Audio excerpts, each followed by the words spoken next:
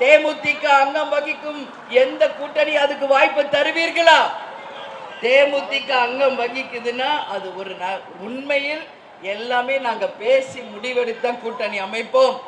அது மக்கள் விரும்பும் கூட்டணி, தமிழக மக்கள் போற்றும் ஒரு கூட்டணியாக அமைப்போம்.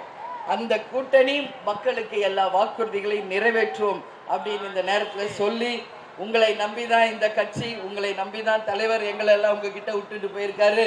எனவே எல்லாருமா சேர்ந்து நீங்க ஒரு வாய்ப்பை தேமுதிகக்கு தரணும். மீண்டும் வருவோம் உங்களை சந்திக்க. தேர்தல் ஏன்னா 9 மாசம் இருக்கு இன்னும் தேர்தலுக்கு.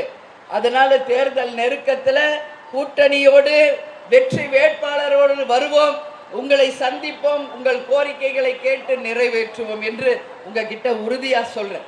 இந்த மாசம் யாருடைய பிறந்த நாள்? வறுமை ஒழிப்பு தினமாக, வறுமை ஒழிப்பு நாயகனாக அந்த தினத்தை மக்களுக்காக கொண்டாடியவர் தலைவர். தனக்கென்று ஒரு கேக் வெட்டணும், ட்ரெஸ் போட்டுக்கணும், நகை நட்டு போட்டுக்கணும் என்னைக்குமே கேப்டன் விரும்பினதில்லை. என் பிறந்த நாளா ஒரு 10,000 பேருக்கு உதவி செய்யுங்க, அதான் எனக்கு உண்மையிலே மகிழ்ச்சி.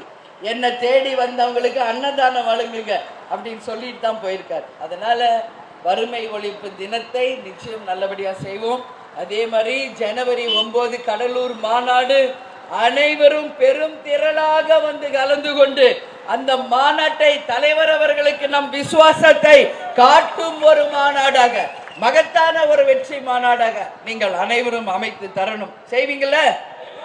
மகத்தான வெற்றியா நாம ஆக்கலாம்ல?